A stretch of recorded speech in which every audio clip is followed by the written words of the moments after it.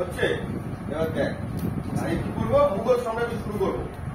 মুঘল সাম্রাজ্য শুরু করার আগে তো আমাদের পড়ানো হয়ে গেছে, তো সুলতানি বংশ পড়ানো হয়ে গেছে তো। আচ্ছা, সুলতানি বংশে যে পরপর বংশগুলো বসেছিল সে বংশগুলো কি কি ছিল? প্রথমে কোন বংশ আসলো? দাস বংশ, তারপরে বংশ, তারপর তুগলক বংশ, তারপর সৈয়দ বংশ, লোদি বংশ। ঠিক আছে। লোদি বংশের শেষ শাসক কে ছিল? ইব্রাহিম লোদি। এই ইব্রাহিম লোদির সময় ভারত আক্রমণ করেছিল কে? বাবর ভারত আক্রমণ করেছিল। ভালো করে বুঝি, বাবর ভারত আক্রমণ করেছিল। যে বাবর কোথায় ছিল, কোথা থেকে ভারতে এলো, তার তো একটা হিস্ট্রি আছে, হ্যাঁ কিনা? বাবর কোথায় ছিল, কোথা থেকে ভারত এলো? ভারতের এই যে ভারতবর্ষ, ভালো করে বুঝছি, ভারতের এই ওপরের পার্টটা কি? তিব্বত। ভারতের এই ওপরের পার্টটা তিব্বত। এটা হচ্ছে পাকিস্তান, এটা ইন্ডিয়া। ভালো করে বুঝি, ম্যাপ মার্কিংটা দেখ, এটা ইন্ডিয়া, এটা কি পাকিস্তান, এটা আফগানিস্তান। এটা কি এই জায়গাটা হচ্ছে উজবেকিস্তান। বললাম উজবেকিস্তান। এই যে টোটাল এরিয়াটা এটা ছিল তিব্বত জোন। ঠিক আছে। এই যে টোটাল এরিয়াটা জাস্ট আপনার এতে মোটামুটি ছোট যাচ্ছে। এই যে টোটাল যে এই যে এরিয়াটা এটা ছিল কাদের আন্ডারে? মঙ্গলদের আন্ডারে। তারা কাদের আন্ডারে ছিল? মঙ্গলদের আন্ডারে।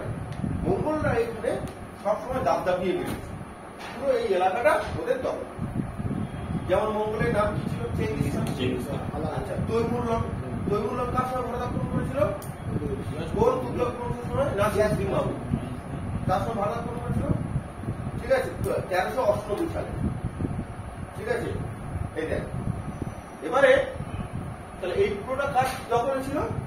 তৈমুরলকের দখলে ছিল। তাহলে যখন তৈমুরলক বেঁচেছিল এদের উদ্দেশ্য কি ছিল?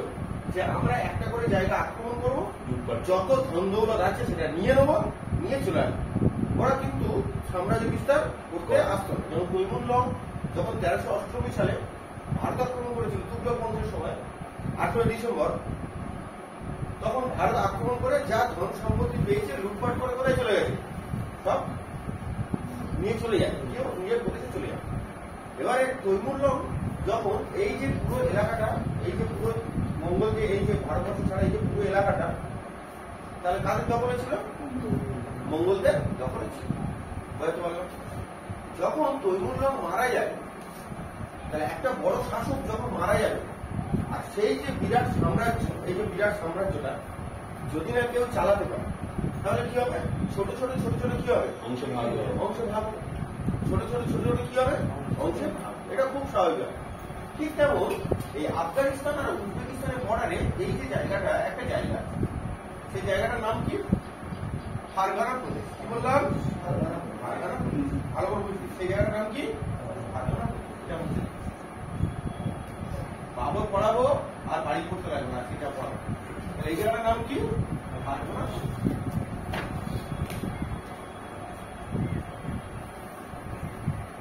ফারগানা প্রদেশ কোথায় ছিল? ফারগানা প্রদেশ। এই যে ফারগানা প্রদেশে যে তৈমুরলক মারা যাওয়ার পর স্বাধীন হয়েছে, আর সেই ফারগানা প্রদেশের সিংহাসনে কে বসেছিল?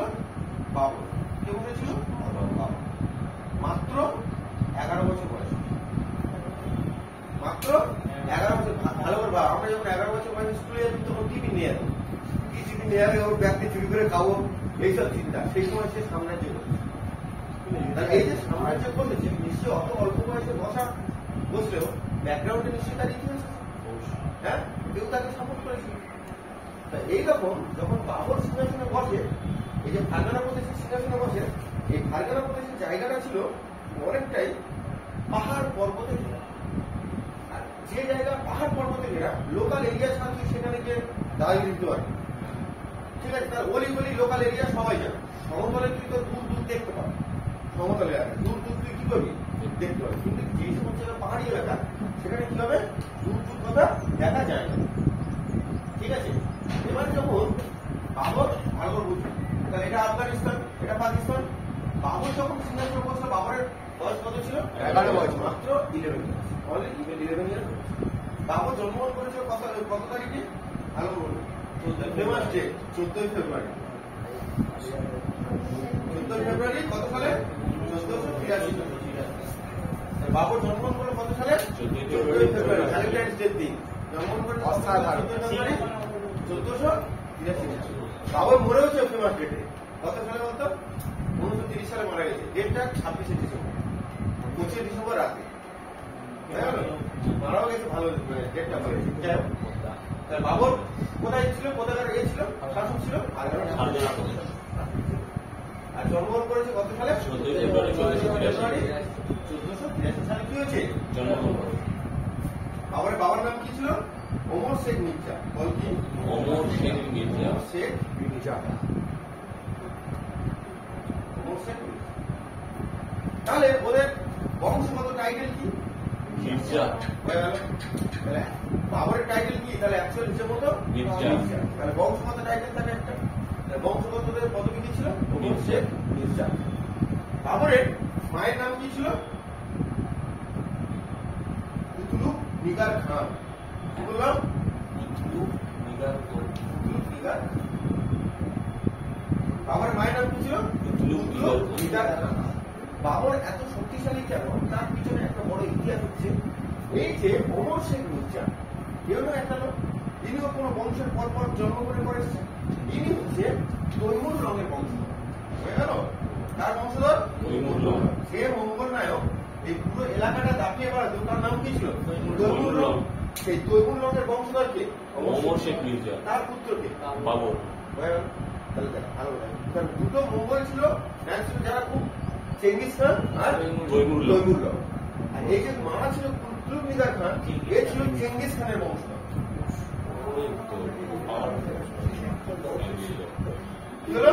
চেঙ্গিস খানের বংশধর তাহলে দেখ বাবার দিক থেকে বাবর তৈমুরের বংশধর মায়ের দিক থেকে বাবর চেঙ্গিস খানের বংশধর হয়ে গেল তাহলে বাবর কতটা শক্তিশালী ছিল একটা ফ্যামিলি কথা একটা ব্যাপার থাকে না সবসময় জেনেটিক্স তো সবসময় কাজ করে আর তুই দেখবি এত অল্প বয়সে যদি কেউ সব থেকে বেশি ভালোবেসে থাকে ছোটবেলায় বাবা মা ছাড়া কে ভালোবাসে দেখবি দাদু দিদা তো বাবরের দিদা বাবরকে খুব ভালোবাসে দিদাই বাবরকে অ্যাকচুয়ালি সিংহাসনে বসেছিল হারগানা প্রদেশের সিংহাসনে বাবরকে কে বসেছিল দিদা ও দিদার নাম ছিল এহসান বেগম খান এহসান বেগম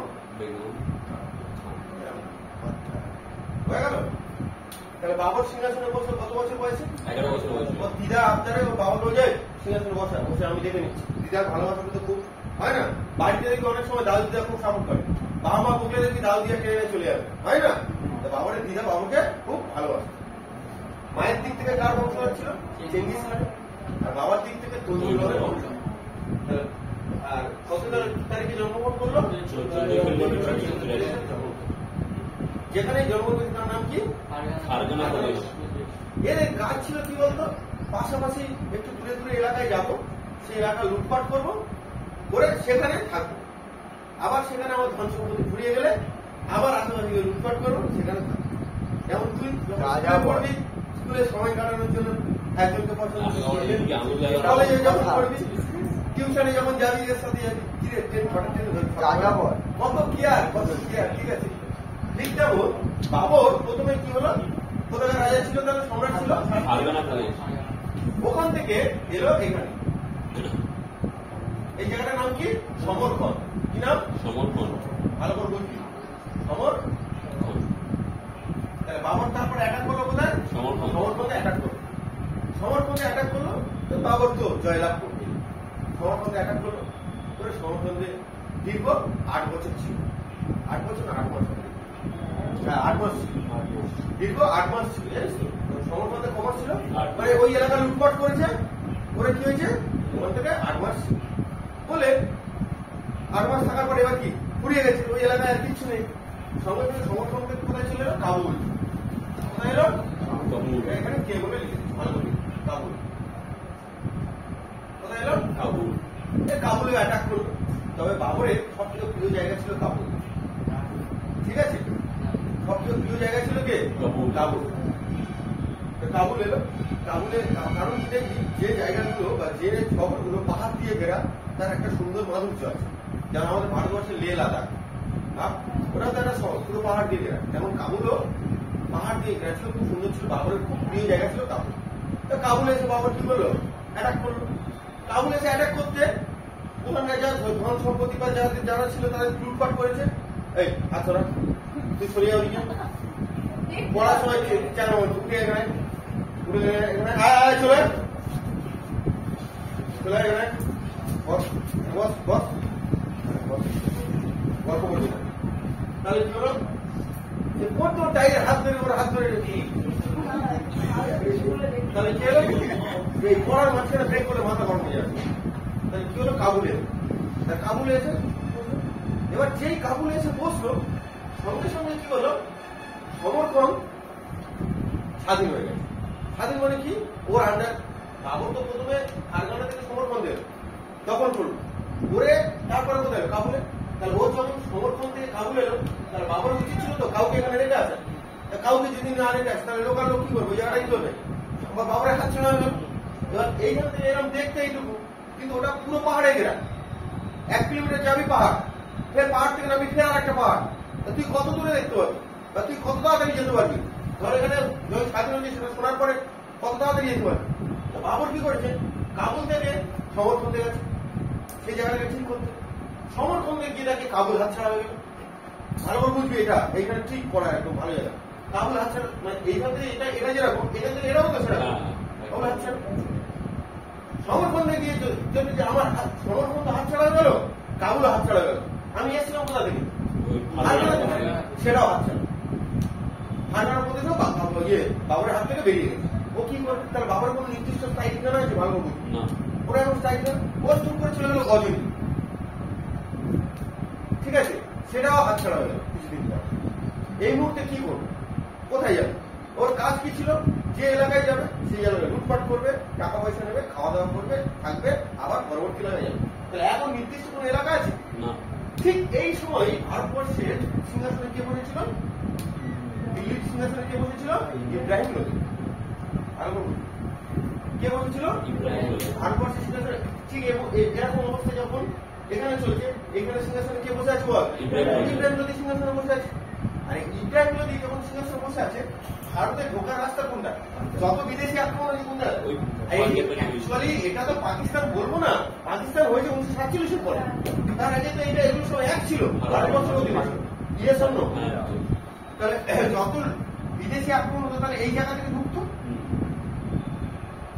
হ্যাঁ কি না এই জায়গাটায় ঢুকতো। তাহলে এই জায়গাটার নাম কি ছিল পাঞ্জাব এই জায়গাটার নাম কি ছিল পাঞ্জাব। আর এই পাঞ্জাবে তখন কে ছিল ইব্রাহিম লোধি কে ছিল ইব্রাহিম লোধি কে ছিল বল দৌলত খান লোধি। পাঞ্জাবে তখন কার দায়িত্ব দিয়েছিল পাঞ্জাব আর দৌলত খান লোধির সাথে ইব্রাহিম লোধি পড়তো না ভালো বুঝছি দৌলত খান লোধির সাথে ইব্রাহিম লোধি পড়তো না। এই নিচে কি ছিল মেবার মেবারের রাজা কে ছিল রানা সঙ্গ ভালো বুঝবি মেবারের রাজা কে ছিল রানা সঙ্গ ইব্রাহিম লোধি পড়তো না।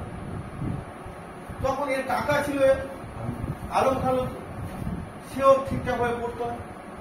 তাহলে ইব্রাহিম লোধির উপরে সঙ্গে দৌলত খান লোধিরও চলতো না রানা সঙ্গেরও চলতো না আলম খান লোধিরও চলতো না হয়ে গেল।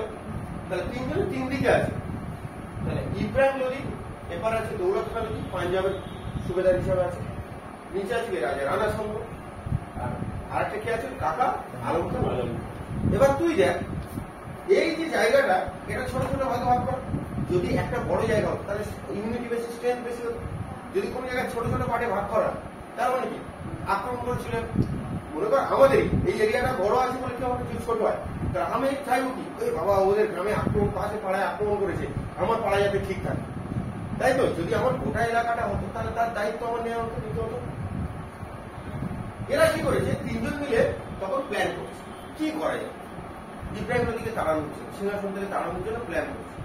আর সেই মুহূর্তে বাবর এই সমস্ত জায়গাগুলোতে ও যখন হারিয়ে ফেলছে ও টুকটুক করে এদিকে ঢুকছে ছোট ছোট জায়গা দখল করছে যেখানে কিছুদিন আছে বুঝতে পারছি টুকটুক করে এইগুলো কি করছে ছোট ছোট জায়গা দখল করছে সেখানে আছে। এরা খবর পেয়েছে যে এবারের দিকে বাবর বলে কোনো একজন খুব শক্তিশালী সে বিভিন্ন জায়গায় যায় লুটপাট করে করে কি করে সেখান থেকে চলে যায়। এরা তিনজন মিলে চুক্তি করলো তাহলে বাবরকে আমরা আমন্ত্রণ জানাই। তাহলে বাবরকে যে আমন্ত্রণ জানাই বাবরের কাজ কি ছিল আসবে, দিল্লি লুটপাট করবে, টাকা পয়সা যা পাবে, তারপরে কোথায় চলে যাবে। এদের কোনো চাপ নেই। বলে এরা তিনজন মিলে কে বল? দৌলত খাঁ লোধি, আলম খাঁ লোধি আর রানা সামন্ত। তিনজন মিলে কাকে আমন্ত্রণ করলো? এই ঘটনাটি ইব্রাহিম লোধি জানে? আদৌ জানে। ইব্রাহিম লোধি জানে? আদৌ জানে। এই যে দিল্লি শহরটা কে করেছিল? সিকান্দার শহর বলে দিয়েছিলাম, জানে না কি হবে। এবার দৌলত খাঁ লোধি, আলম খাঁ লোধি, রানা সামন্ত তিনজন মিলে বাবাকে আমন্ত্রণ করেছে যে আপনি আসুন, আমাদের দিল্লি আক্রমণ করুন, ওখানে যা ধন দৌলত আছে সব নিয়ে চলে যাবে। বাবাকে দিয়ে সালাই হেভি ব্যাপার। কেউ এরকম যে আক্রমণ করতে হলে আমরা জানতাম না, উল্টে আমার বলে যে আমার সাপোর্ট করবে। ঠিক আছে, হেভি, চলো গিয়ে আক্রমণ বলে বাবর পুরো টিম, পুরো সৈন্য যা আছে সব নিয়ে এই জায়গাটায় চলে। ঠিক আছে, চলে। তাহলে প্রথমে আসবে কোন জায়গাটায়? ভালো বুঝবে। তাহলে প্রথমে আসবে কোন জায়গাটায়? এই জায়গাটায়। তাহলে প্রথমে আসবে এই জায়গাটায়। যদি আসে তাহলে ইব্রাহিম লোধি খবর দেওয়ার দরকার ছিল, কিন্তু এই সমস্ত জায়গা পেরিয়ে ও অলরেডি এইসব জায়গায় চলে এসেছে। হরিয়ানার কাছে পানিপথ বলে এক জায়গা।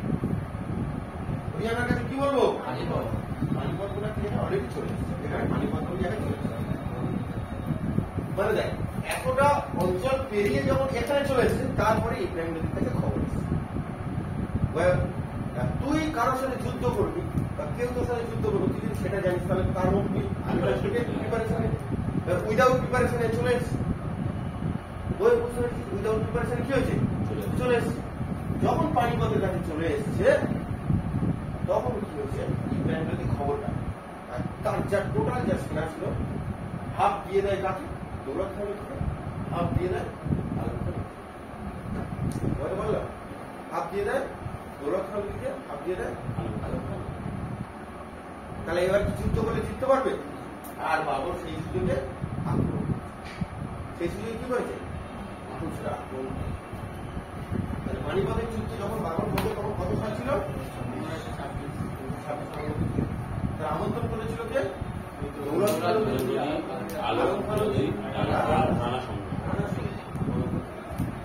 তাহলে এবার কি দিল্লিতে এলো বাবর, হরিয়ানা মানে পানিপথের যুদ্ধ হলো। ঠিক আছে, এরা সবাই মিলে সাহায্য করলো। দিল্লিতে এলো, প্রচুর লুটপাট করেছে। কি করেছে? প্রচুর লুটপাট। সুন্দর অফার, এরা অফার কেউ মিস করে? তার মাঝখান থেকে খারাপ বেইমাইনা করলো কে? ও তো জানায়নি। নইলে বাবরের এত সাহস ছিল না যে ভারতবর্ষে ঢোকা। ভালো করে বুঝবি। আর সেই সময় দিল্লির সিংহাসনে ইব্রাহিম লোধি সেই ক্ষমতা ছিল যে বাবরকে ঠেকানো। একজনকে সিংহাসনচ্যুত করার জন্য তিনজন মিলে প্লাস তাকে অ্যাটাক করেছে। আর তো যদি মুঘল সাম্রাজ্য বিস্তার লাভ করতে পারতো না। এর ইতিহাস ঘেটে দেখলে অনেক জানা যায়। যদি না এইভাবে কেউ সাপোর্ট করে, এটা জোর করে তাহলে প্ল্যানিং করে দোকানো হয়েছে। ঠিক আছে, আবার প্ল্যানিংটা আনসাকসেসফুল কেন হয়েছে? কারণ ওরা জানতো কি সে আসবে, লুটপাট করবে, কি করবে? চলে যাবে। ঠিক আছে, চলে যাবে। যখন লুটপাট করে চলে যাবে, এবার যখন এলো দিল্লিতে এলো, প্রচুর ধন সম্পদ সব লুটপাট করলো। লুটপাট করে এখান থেকে প্রচুর কয়েন পায়। কি পায়? কয়েন। আর কয়েন মানে রূপোর কয়েন নেয়, রূপোর কয়েন। ঠিক আছে, আর রূপোর কয়েন নেয়। এবং ওর সঙ্গে যে সমস্ত লোকজন ছিল, বিশ্বস্ত লোক আছে, তাদেরকে বলে ঠিক আছে এত কয়েন পেয়েছি, আর আমি যখন কাবুলে ছিলাম, কাবুলের লোক কষ্ট থাকতো, আমি দেখেছি, যাও কাবুলে যাও, প্রত্যেকটা মানুষকে একটা করে রূপোর কয়েন দিয়েছি। প্রত্যেকটা মানুষকে একটা করে রূপোর কয়েন দিয়েছে। সেই সময় ভ্যালু হবে। ঠিক আছে, লোক কোথায় গেল? কাবুলে গেল, প্রত্যেকটা মানুষকে একটা করে কি দিল? কয়েন দিয়ে। আর যে কয়েন দেওয়া মানে কি? দান করা। যে দান করে তাকে বলা হয় কান্দাহার। কি নাম?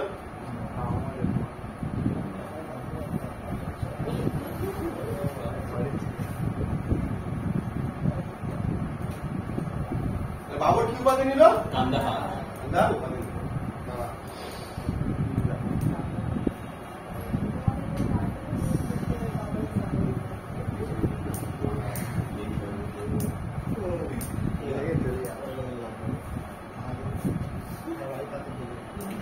এটা কালান্দার বলে, ঠিক আছে? কি বলতে হবে? কালান্দার। নামটা গুলো কালান্দার। দামাদা মাছ কালান্দার, নাম শুনেছিস? কালান্দার মানে কি? কি উপাধি নিল? কালান্দার। বুঝতে পারছিস? তাহলে কালান্দার উপাধি কার তাহলে? বাবু। পানিপথের প্রথম যুদ্ধ কার হলো? বাবু। পানিপথের প্রথম যুদ্ধ। ঠিক আছে, এবার পানিপথের প্রথম যুদ্ধটা কতটা ইম্পর্টেন্ট ভাব, কেন ইম্পর্টেন্ট? যুদ্ধ কিন্তু একজনের সাথে, ভালো করে বুঝলি। পানিপথের প্রথম যুদ্ধটা কার সাথে? একজনের সাথে, ছোট জায়গার সাথে, কারণ এরা তো হেল্প করে। তাহলে যখন বাবর পানিপথের প্রথম যুদ্ধ হয়, এই যে পানিপথের যুদ্ধ হয়, বাবরের সৈন্য আছে। বাবর কোথায় থাকতো? ফারগানা প্রদেশ। বাবর প্রথমে এই যুদ্ধে কি ব্যবহার করেছিল? কামান ব্যবহার করেছিল, বা তোপ বা বারুদের গোলা ব্যবহার করেছিল। এই যে তোপ বা বারুদের গোলা বাবর ব্যবহার করেছিল, সেই ব্যবহার টেকনিক আছে। শুধু ব্যবহার করলেই হবে, যুদ্ধে জেতার একটা টেকনিক আছে। বাবর কাছে কি ছিল? দুটো ছিল। কি ছিল? একটা ছিল সৈন্য, ঠিক আছে, আর একটা ছিল কি? কামান বা বারুদ, ঠিক আছে। কি পদ্ধতি অবলম্বন করেছে যার ফলে বাবর এই যুদ্ধটা জিততে সফল হয়েছে? কি পদ্ধতি অবলম্বন করেছে? এই যে সৈন্যটা, না, এগুলো সাজানোর একটা টেকনিক আছে। তুই যেখানে সেখানে কামান রেখে ধারাধার তুলি হবে কি? হবে। ঠিক তেমন তুই যেমন স্কুলে যাওয়ার সময় ঠিক কোন জায়গাটা দাঁড়ালে, সাইকেলে দাঁড়ালে লোক জানতে পারবে না, সেই জায়গাটা দাঁড়াবে। স্কুল ট্রেনে এই সম্বন্ধে কিন্তু আমাদের খুব সেই একটা সিনেমা ছিল না সালমান খানের, কি সিনেমাটার নাম? লাভ কি লাভ না কি? সালমান খানের বসে থাকবে পাটনা, ঠিক আছে, হ্যাঁ, এদিকে দেখ। তার সৈন্য আছে, সৈন্যগুলোকে সাজিয়েছিল কোথায় ছিল? তুই যদি কোনো কিছু শিখিস, ধর ভারত থেকে যদি তুই শিখিস, তাহলে সেই টেকনোলজি যেটা কোথায়? ভারতীয় টেকনোলজি। এই যে সৈন্য সাজানোটা কোথা থেকে শিখেছিল? উজবেকিস্তানে। তাই এই পদ্ধতিটির নাম হচ্ছে উজবেক পদ্ধতি। ভালো বুঝলি, কি পদ্ধতি? উজবেক। উজবেক পদ্ধতি। উজবেক পদ্ধতিটা কি? ও সৈন্য টোটাল সৈন্যগুলোকে এরকম অর্ধচন্দ্রাকার করে রাখতো। কি বলতাম? অর্ধচন্দ্রাকার করে রাখতো। অর্ধচন্দ্রাকার মানে পুরো সিটে সাজিয়ে রাখবে, ঠিক আছে, অর্ধচন্দ্রাকার। যেই এর ভিতরে বাইরে সরে রাখবে সেই মাল, ঠিক আছে। তাহলে অর্ধচন্দ্রাকার করে রাখতো। তাহলে উজবেক পদ্ধতিটা কিরকম ছিল? অর্ধচন্দ্রাকার।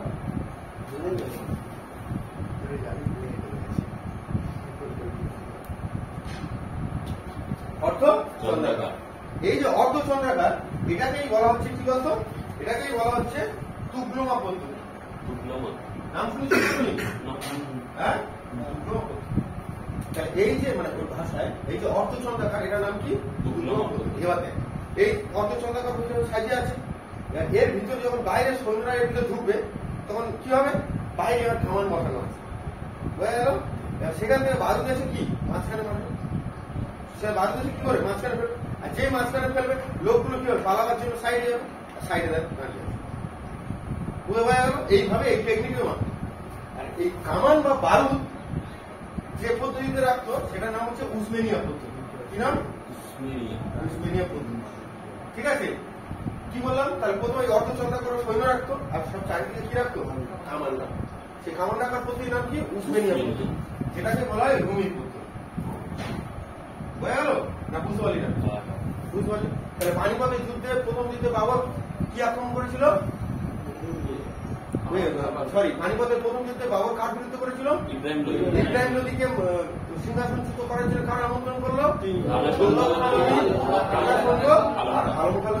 ইনভাইট করলো। হয়ে গেল? তাহলে পানিপথের প্রথম যুদ্ধে বাবর কি ব্যবহার করেছিল? ওদের ইনভাইট করেনি, ওরা ইনভাইট করেছিল লোকে, আকবরকে। আকবর কোথায়? বাবরকে ইনভাইট করেছিল কারা? ওই তিনজন। বাবরকে ইনভাইট করেছিল কারা? ওই তিনজন বাবরকে ইনভাইট করেছিল। তুই তো বললে দেখ, তাহলে হলো পানিপথের প্রথম যুদ্ধ। এবার পরীক্ষায় কোশ্চেন আসে মাঝে মাঝে যে পানিপথের প্রথম যুদ্ধটা বাবরের ভারতে কততম আক্রমণ? হ্যাঁ, ভারতে এটা কততম আক্রমণ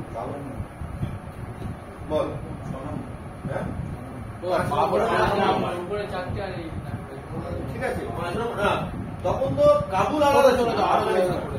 এর আগে এইটাও তো ভারত ছিল, আমি তো বললাম ছোট ছোট ছোট ছোট জায়গা দখল করছিল। এই পানিপথের প্রথম যুদ্ধটা হচ্ছে বাবরের ভারতের 5 নম্বর আক্রমণ। হয়ে গেল? কত ভিডিওটা কত মিনিট হতো? 25। ঠিক আছে, পানিপথ প্রথম যুদ্ধটা ভারতের কত নম্বর আক্রমণ? 5 নম্বর আক্রমণ। তাহলে হয়ে গেল পানিপথের প্রথম যুদ্ধ, কোনো ডাউট আছে? না। ঠিক আছে, এবার বাবর তাহলে প্রথম আক্রমণ করেছিল কত সালে? প্রথম বাবর হ্যাঁ ঠিক আছে, বাবর তাহলে 1536 সালে কি আক্রমণ করেছিল? এটা কত নম্বর আক্রমণ ছিল? পরীক্ষায় কোশ্চেন আসে পানিপথের প্রথম যুদ্ধের আগে বাবর মোট কতবার ভারত আক্রমণ করেছিল? সেই আক্রমণটা হচ্ছে 1519 সালে। কত সালে প্রথম আক্রমণটা? কত সালে? 1519 সালে। এইখানে পাঞ্জাবের এই প্রদেশে একটা জায়গা নাম আছে বাজাউর প্রদেশ। কি নাম? বাজাউর। বাজাউর প্রদেশ। এখানে ভেরা নামে একটা কেল্লা দখল করেছে। ঠিক আছে, তাহলে বাবরের প্রথম আক্রমণ কোথায় কত সালে? 1519 সালে বাজাউর। বাজাউর প্রদেশ পাঞ্জাবের কাছে আছে। 1519 সালে বাজাউর। আর সেটাতে কি ভেরা নামে একটা কেল্লা দখল করেছে। বুঝতে পারছি না পারিনি? ঠিক আছে, আর এই ভেরা নামে একটা কেল্লা দখল করেছে। বুঝতে পেরেছি? তাহলে এই যে 1519 সালে বাবর প্রথম ভারতে আক্রমণ করেছিল, আর সেই তখনই বাবর প্রথম কিসের ব্যবহার করেছিল? বারুদের ব্যবহার করে। বুঝতে পেরেছি? আর যে যেটা করে সে তো প্রথম থেকেই করবে না, কি করবে না। এবার ভালো করে করবে। এই বাবর বারুদের ব্যবহার কোথা থেকে শিখবে, কোথা থেকে জানবে, বারুদটা কেন আনবে? ও ঠিক খবরাখবর নিয়ে যে তখন ইরানের ওদিকে প্রদেশ ওদিকে যে বারুদের প্রচলন খুব। ঠিক আছে, ওইখান থেকে দেখবি আমাদের এখানে তুর্কিমা থেকে মাদক, ওয়ানের হলি মাদক। তাহলে কোথাও জায়গায় যদি বাজি ফাটানো হয় কার নিয়ে যাবে? বাজি ফাটানো হলে বাজি তৈরি করতে কাকে নিয়ে যাবে? মাদককে নিয়ে যাবে। খাই না নাকি তোরা আমার নিয়ে যাবে? তেমন বাবর সেখানেই আক্রমণ করতে যেত না কেন? ওই যে তুর্কি মারতে পারতো কামান গোলা ও তার দুজন লোক ছিল, তাদেরকে সঙ্গে করে নিয়ে যেত। তাহলে বাহাদুরের তুর্কি যারা মারতো তাদের নাম ছিল মুস্তাফা খান আর ওস্তাদ আলী। জানেন না তো। হয়ে গেল? তাহলে বাবরের কার তুর্কি মারতো বাজি মারতো কারা? মুস্তাফা খান, ওস্তাদ আলী। ওস্তাদ আলী আর মুস্তাফা খান। এরা বাবরের কি করতো? এদের কোথা থেকে নিয়ে এসছে? ইরান থেকে নিয়ে এসছে। ঠিক আছে, বন্ধ কর। বন্ধ করো।